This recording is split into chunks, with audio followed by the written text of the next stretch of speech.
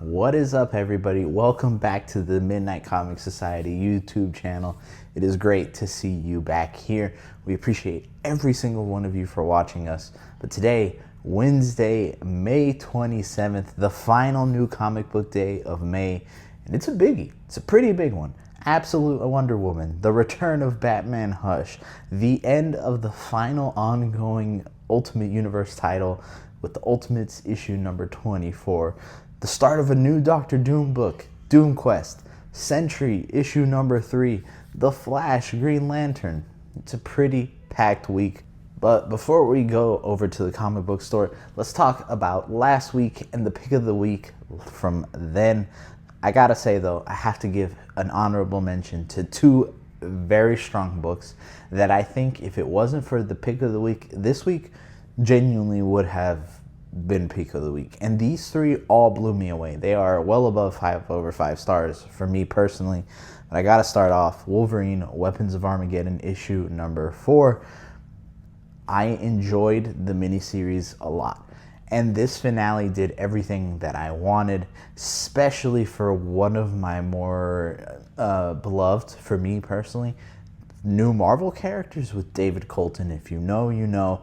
This set up Armageddon very, very well, and I'm very excited to see where Chip Zdarsky is going to go with this event. Based on the previews, it looks like it's about to get really crazy, and based on this, if it's anything like this issue was, it's going to be. What a great read, and definitely recommend reading it before Armageddon as well. Next up, one of the next level titles that continues to amaze me every single time I read it. Deathstroke issue number 3. Whoa. This was amazing. Tony Fleecs is doing awesome work in writing Deathstroke, making him feel like such a cool character, making him feel like an ace at that as well. Deathblow and Deadshot in here were also just awesome. And the art by Giandomenico, man, it is fantastic. I love the way he draws Deathstroke. I love the way that he draws the action sequences. Guys, pick this up. Please, if you just like a good action comic book, pick that up. You won't regret it. You won't regret it. But like I said, those are the honorable mentions. And any other week, those would have been pick of the week. But you saw me talk about it in last week's vlog. Absolute Green Arrow issue number 1 for me is pick of the week. It was bound to happen. This issue was fantastic. It established a great tone. It established the new characters really well, with the Green Arrow Killer, with Dinah, and they just felt awesome. They felt strong. They felt very well written and well rounded. You can tell that there's a lot of history between just all these characters and how they think of each other.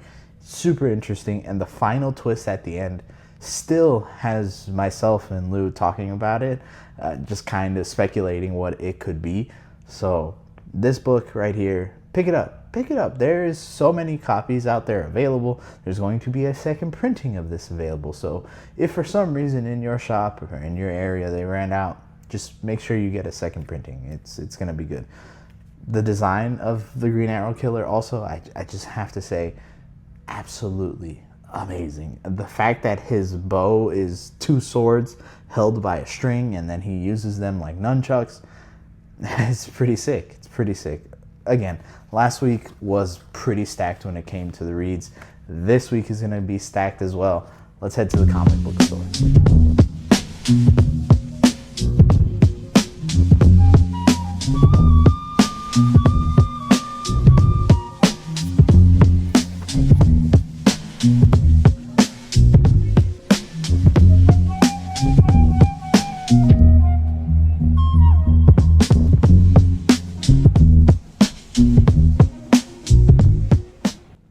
Everybody, we are back home after a good day, and comic shop was fun. It was popping today. So time to show you what I got. Didn't get a whole lot, which my wallet is definitely happy for after the past few weeks and after everything coming up in June. I'm glad it was a little bit of a lighter week. But to show you the one little extra thing I got Batman The Dark Knight Returns, the compact edition. It has been a very long time since I've read this story, and I just felt like this was a good way to get back into it. Again, with how long it's been, I feel like it's time to delve into it again, and that's just one of those classic stories that I feel like you can never go wrong with. I know kind of Frank Miller's work on Batman later on is very questionable, but I think this is still one of those that it remains strong for years. So yeah, on to the new books though. The Infernal Hulk, issue number 7, seeing the Hulk go against the mutants and the X-Men in this one. Very excited to see where they keep going. I've been enjoying this series a lot. One series that I just jumped into, and I actually just caught up on it on, I think over the weekend, and that's The Flash, with Ryan North as the writer. Really enjoyed the first 2 issues of it, just how people are kind of putting themselves intentionally in harm's way. The Flash trying to save everyone in the city, how he's running himself ragged, pun intended. It's very interesting and where this leads into that with this issue. So I'm very excited for that one. I'm glad I'm on a Flash book because Flash is one of those characters that I like a lot, and I feel like I haven't read too much of in more recent modern comics. So next up, JLA Avengers. I got the Ryan Stegman cover. Yes, the Stegman cover. And what's really cool is this one's a wraparound, so you see there, and then you can see on the back too, all the characters. This one's really cool. I had my eye on this facsimile since it was announced that they were going to be doing it, and it's really cool to see just how integral this book really is, not just in terms of, you know, comic history, but also just kind of both past and present in the DC Marvel relationship. And this book can really be attributed to them working together again. And it's cool that after so long that this book is more accessible, because if you don't know, when George Perez died a few years ago, they re-released a trade edition of the JLA Avengers book, but it was very limited. Few shops got them, and the ones that did got like 1, maybe 2 copies, and they did like huge raffles and huge, it was a very steep price point for a lot of people. So I just feel like this book physically has just been very hard to obtain if you're not looking for older issues. So the fact that they're finally doing a facsimile is very cool, and then it getting updated covers as well, even more awesome, especially with Ryan Stegman, who I think is one of the cooler cover artists as well. Next up, The Ultimates, issue 24. Excited to see how this story ends. Hopefully it's better than Endgame and what they've been doing with that. One that I am super duper excited for, the Sentry, issue number 3. Really love what's been going on in this miniseries, and I just can't wait to see where it keeps going. And then Doom Quest, issue number 1, also Ryan North. Ryan North pulling in overtime with the writing duties between everything he's doing.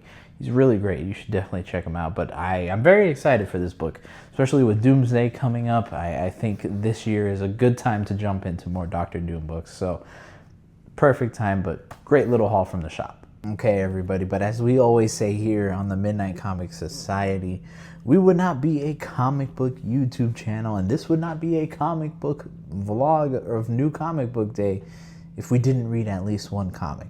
So that's what we're going to do. This week, I've picked 2, and I'm still deciding, and I think I'm going to pick on the spot, but it's definitely between either Doom Quest or the Sentry, issue number 3. I honestly think I'm going to go Sentry, though. I really want to read this, don't get me wrong. I'm very curious to see what this gets into, but my heart, in my heart of hearts, I know that Sentry's going to be the one that if I don't read it tonight, I'm probably going to regret. So let's jump right into it. Man, Sentry issue 3. Off the bat, off rip, 5 out of 5. Easy 5 out of 5. We continue on seeing Sentry as he's dealing with his sick dog, Normie. And I think for anybody that has a pet, this is kind of like your worst nightmare. And yeah, I think Paul Jenkins made it very, very relatable to quite literally everybody. If you've ever lost a pet, yeah, no, this was heavy, and I think it's just because of how relatable it is. And I like the fact that you're able to see Sentry deal with this trauma in real time. We've seen Sentry have to deal with personal things before, but I never think it's been done in the way where it's like, this is the current new thing. How does he deal with this? How does he try to coexist with these two halves of himself, just trying to be at war? And we see this in this issue really well, where he is trying to be there for, you know, his wife, his dog, and the Void is clearly trying to take over as well. I like everything they're setting up for the finale too. It's gonna be a big thing too, as they keep dealing with like this crystalline plague that they haven't really explored fully yet, and there's still the hanging thread of Kingpin in it as well, where the Kingpin is still very sick. What is kind of happening with that? Why is the Void after him fully?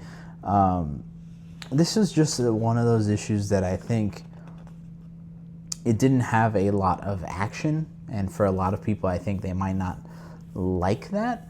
But if you are a fan of Sentry, if you are someone who has consistently read the character, you'll love this issue as well.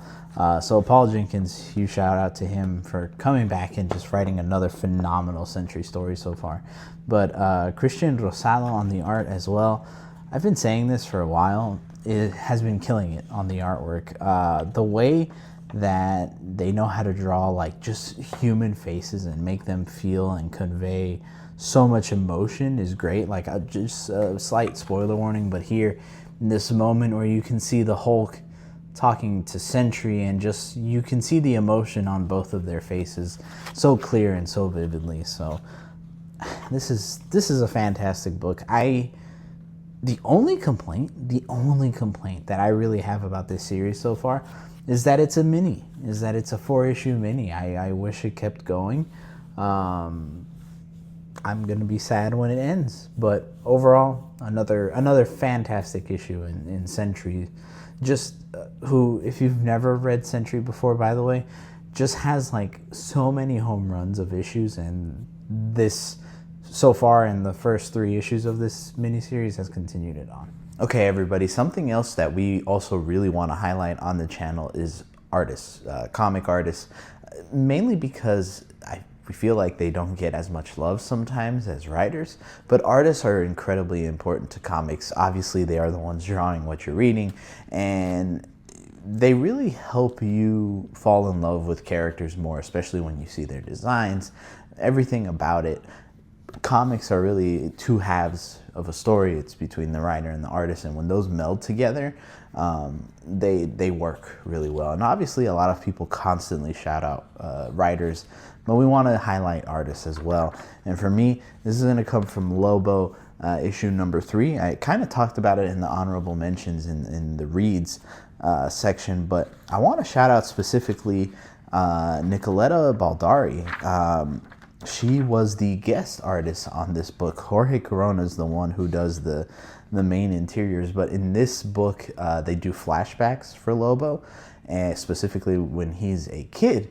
And there's so many great, awesome, wonderful panels and moments and art. They're like, it just looks whimsical, it looks fun, but the way that she's able to draw Lobo, draw him in motion, I think is really great. Specifically here in these 2 panels, it's gonna be kind of cheating, but you can see here Lobo is like in movement but still going, so there's like a motion blur effect, and that just looks really, really cool to me. I've never seen something like that drawn in this like whimsical style. And looking up her work, it seems like she did or has done more variant covers. Like she specifically did one for this issue, and we'll flash it up on the screen now. And man, I actually really want that cover because it looks sick. But yeah, Nicoletta Baldari, I'm gonna say, is the artist for this week, and that's the panel as well. Okay, everybody, and that is the vlog for today. Thank you so much for joining us for another new comic book day.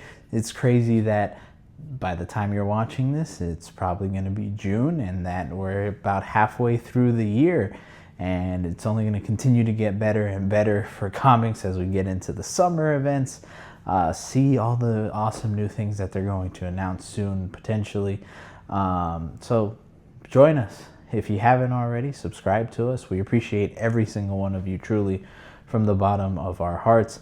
As well as in June, the weekend of the 13th, I believe it is, myself and Lou are going to be at Heroes Con in Charlotte, North Carolina. So if you happen to be there and want to say hi, just chat it up for a few minutes with us, please let us know. We'll be very open to it. But until the next video, everybody, Midnight Comic Society